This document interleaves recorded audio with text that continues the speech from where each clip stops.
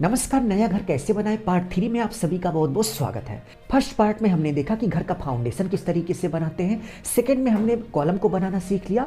Third part में हम देखेंगे कि एक भूकंपरोधी प्लिंथ बीम हम किस तरीके से बनाते हैं। तो चलिए एक एक करके फुल इन्फॉर्मेशन आप सभी से शेयर करते हैं कि प्लिंथ बीम बनाते समय हमें प्लिंथ बीम का साइज क्या रखना चाहिए, प्लिंथ बीम में कितने एमएम की स्टील का उपयोग करना चाहिए, प्लिंथ बीम में कुछ इस तरीके से जो रिंग लगती है इस रिंग का साइज क्या होना चाहिए और एक रिंग से दूसरे रिंग के बीच की डिस्टेंस क्या होनी चाहिए, और इसके साथ साथ प्लिंथ बीम बनाते समय हमें कंक्रीट रेशियो क्या रखना चाहिए। और प्लिंथ बीम के नीचे कुछ इस तरीके से जो ईंट की दीवार बनाई जाती है इसको कहां पर बनाना चाहिए या फिर नहीं बनाना चाहिए, एक एक करके फुल इन्फॉर्मेशन आप सभी से शेयर करेंगे। बट वीडियो में आगे बढ़ने से पहले आप सभी से बस छोटी सी रिक्वेस्ट है कि प्लीज वीडियो को लाइक करके बेल आइकन प्रेस कर लीजिए जिससे हम आगे भी मिलते रहे। तो यदि हम प्लिंथ बीम की बात करें तो आप देख सकते हैं कि घर के सभी कॉलम को कनेक्ट करने वाला जो मेंबर होता है इसको हम प्लिंथ बीम बोलते हैं। अब यहाँ पर क्वेश्चन उठता है कि यदि हम ground floor, first floor, second floor इस ऊंचाई का घर बना रहे हैं तो हमें प्लिंथ बीम का साइज क्या रखना चाहिए। तो आपको प्लिंथ बीम का जो साइज है वो 9 इंच बाई 9 इंच रखना चाहिए। सेकंड प्लिंथ बीम में आप देख सकते हैं कि कुछ इस तरीके से स्टील यानी कि सरिया लगाई जाती है। तो यहाँ पर क्वेश्चन उठता है कि प्लिंथ बीम बनाते समय हमें कितने एमएम की स्टील का उपयोग करना चाहिए। तो प्लिंथ बीम बनाते समय आपको 12 एमएम यानी कि 12 एमएम की स्टील का उपयोग करना चाहिए। बहुत सारे लोग स्टील को सूत में समझते हैं कि 1 सूता सरिया, 2 सूता सरिया, 3 सूता सरिया। तो आपको प्लिंथ बीम में 4 सूता यानी कि 12 एमएम की 4 सरिये का उपयोग करना चाहिए।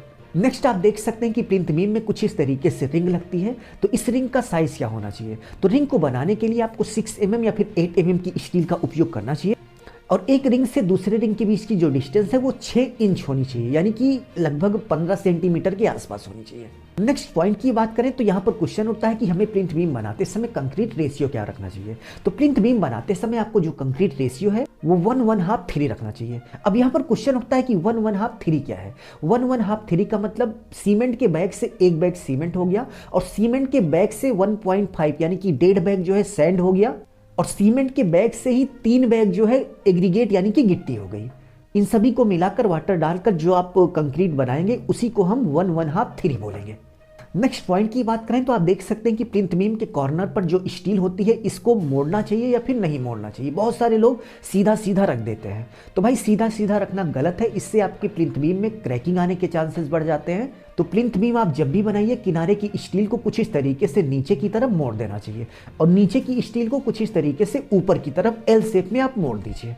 नेक्स्ट पॉइंट की बात करें तो आप देख सकते हैं कि प्लिंथ बीम के नीचे कुछ इस तरीके से दीवार बनाई जाती है। क्या इस दीवार को बनाना चाहिए। तो घर के चारों तरफ की जो प्लिंथ बीम है यानी कि बाहर घर के चारों तरफ की जो प्लिंथ बीम है उसके नीचे कुछ इस तरीके से ईंट की दीवार जरूर से जरूर बनानी चाहिए। इससे क्या होगा कि घर के अंदर कोई भी जीव जंतु या फिर पानी वगैरह प्रवेश नहीं करेगा। यदि आप इसको नहीं बनाएंगे तो घर के आसपास जब पानी लगेगा वो रिश्ता हुआ घर के फर्श के नीचे चला जाएगा जिससे फर्श में जो है मॉइस्चर यानी कि नमी आने की संभावना कई गुना बढ़ जाएगी।